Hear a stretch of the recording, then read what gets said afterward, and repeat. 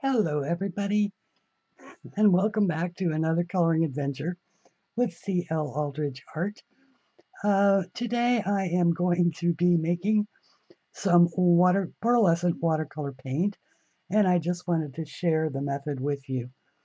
For those of you who do not know me, my name is Christine Aldridge, and I am your host here at CLAldridge Art. I am a coloring book artist. I do draw them. I have released 10 books so far.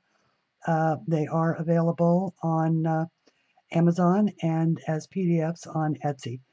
Um, and there are links to my Amazon pages and my Etsy shop below. But what I wanted to talk about today were making your own pearlescent paints. Now, I am doing this exercise because in a previous artistic incarnation, I have a large number, or not a large number, but a fairly large number of Pearl Ex pigments that I got when I was working with polymer clay. Now, Pearl Ex pigments are highly metallic, highly pigmented, and they can be mixed with a lot of things. Used with polymer clay, of course, they can make your polymer um, metallic, and but they can also be used in paints and in watercolors. So the way to make the pigments into watercolors is to mix them with gum arabic. Now, I should say that I will leave a link to these small sizes. There's a kit of them, or not a kit, but a selection of them. And I will leave a link to the selections on Amazon down below.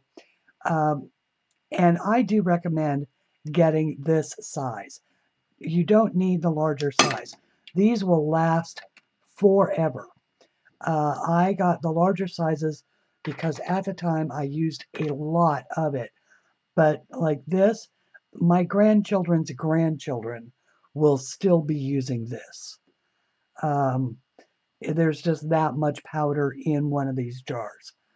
Um, Now, I got myself a small empty tin.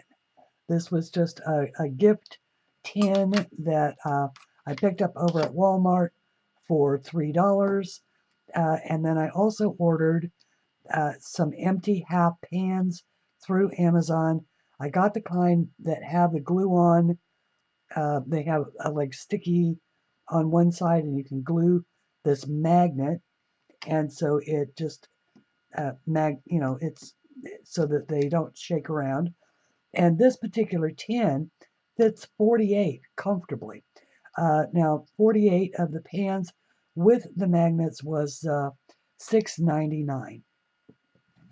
So for $9.99, I have a palette with 48 colors. And if you compare that to what's available on Amazon that'll hold 48, you're looking anywhere between $18 and $35 for a palette like this. So I already saved money there. The other thing that you need is gum arabic. Now, these particular pigments are made by Jacquard, but there are other companies that make pearl pigments. Jacquard is not the only one. It just happens to be the one that I have. Uh, I they are they can be a little on the pricey side, but I think that they're worth it for what you get, especially when compared to the price of watercolor paints. Uh, the gum arabic and the Pearl Ex pigment are the things that you need. Additionally, you need a quarter teaspoon. This is just one of those little, measuring things. Now, it may surprise you to learn that a half pan holds only a quarter teaspoon. That's it. Um, that is how much is in a half pan, is 1/4 of 1 teaspoon. And the last thing I have is just a little piece of a gift card that I got, and I'm going to slice off a piece of it to use as a little mixing tool and to scoop the paint off the tray and into one of these half pans. Now, I did find that removing a half pan so that you have room to work is a good idea. So I'm going to start out, we're going to make some Aztec Gold, which is a beautiful gold color. You want to carefully unscrew the lid. And I take just shy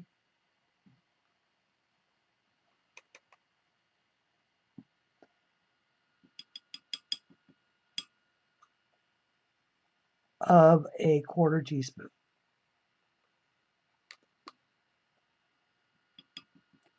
So right about there. Not quite a quarter of a teaspoon. I did find that you can use the whole quarter teaspoon and flatten it off and measure it and do all of that, but it's messy and it will fill your pan all the way to the top, which doesn't really leave you any mixing room. And you use the same amount of gum arabic. Now I do clean off my little measuring spoon because I don't want to contaminate my gum arabic with my color.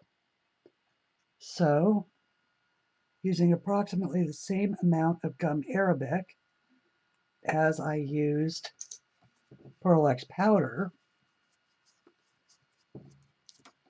and I do put the caps back on just to avoid accidents. Now I am just going to mix these two together dry, because I find that they do mix with the water much better if they're already mixed together. The Pearl Ex is mica powder, and therefore it wants to float on the water. And adding the gum arabic, of course, causes it to mix with the water a little better. And also it solidifies so that you don't have to use a fixative on it. You can just use Pearl Ex powder mixed with water, but then you'd have to use a fixative on your coloring page, or whatever it was that you were painting gold or turquoise or misty lavender or interference red, which is only red on black paper. There are all sorts of colors and effects. There's a duo red and blue here that is either red or blue, depending upon how you hold it in the light. So Pearl Ex has just a ton of different powders. And so I'm making just a little hole in the middle, and then I'm going to take approximately the same amount, just shy of a teaspoon or a quarter teaspoon of water, and just put it in the middle. Don't worry if it leaks out, which it just did, because you're going to start to mix.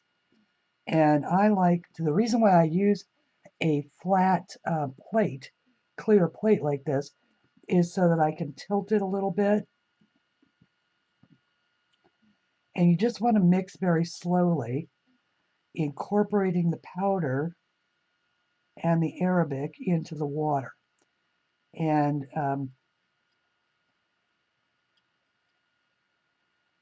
so I'm using this. This was just one of those gift cards from Smoky Bones, which is a restaurant that I don't go to, so they send these in the mail regularly. So I cut them up and use them as little mixers.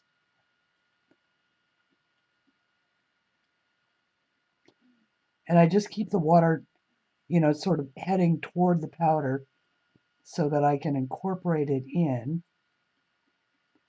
And you do sort of end up chasing it across the plate, which is fine. You're going to scrape it all up and put it in a half pan anyway. So just like a batter, if you were making pancakes or something like that, you're just incorporating your wet into your dry.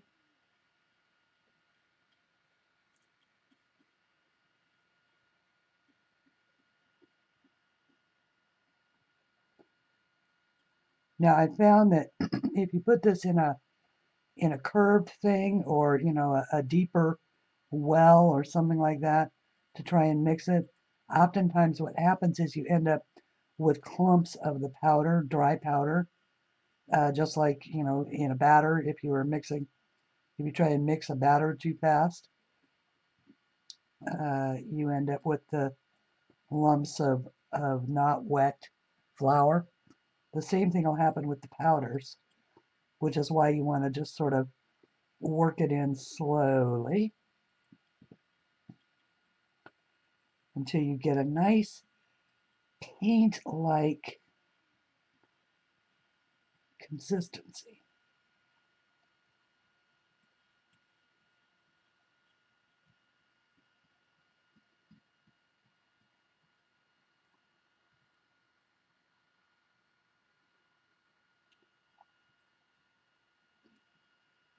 These things work a little like a spatula. Okay, so then I kind of mush it all towards the center. Once again, you're going to chase it around the plate, but okay, so you just grab a little bit onto there and then scrape it off on both sides into your half pan. Just keep working it because it will, each time you do this, it gathers quite a bit on there. And if you put it in slowly like this too, it also prevents air bubbles.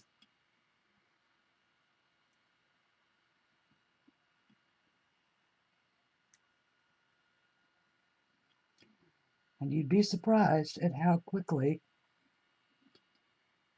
your little quarter of a teaspoon half pan will fill up.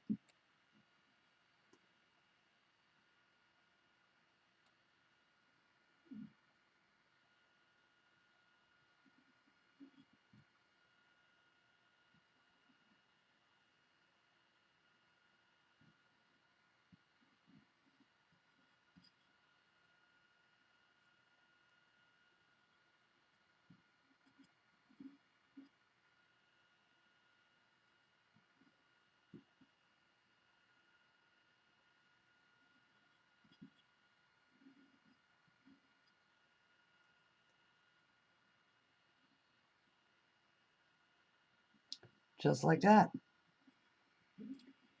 It's all the way full. And this just cleans up with water. I just throw this little doohickey away and cut off a fresh piece for the next one. And so as you can see, that is really full, almost all the way to the top. So I just drop it in, and then I go wash off my plate and do the next color. And that is how you make pearlescent watercolor paints using Pearl Ex powder and gum arabic. If you liked this video and would like to see more demonstrations, how-tos, things like that, I don't want to tilt that right now, so I'm going to move that out of the glare. Please do let me know. If you like what you've seen here, please do like and subscribe. If you'd like to follow me on social media, I am on Facebook. I have both an artist page and a coloring group. Also, I am on Instagram and Twitter. In addition to my YouTube channel, I also have a Pinterest presence and, of course, my Etsy shop and my Amazon author pages, which are all down below. If please comment if you have any questions at all, or if you enjoyed this video, or like I say, if you want to see something else, I will, of course, be painting with these in a future video. You do want to let these sit at least 48 hours before you attempt to paint them. And even then, you might want to wait a little longer because you really want this to solidify so that you can re-wet it again. Otherwise, it'll just end up, you'll get too much on your brush. Anyway, until we meet again, please color something pretty. Bye, everybody, and thank you for watching.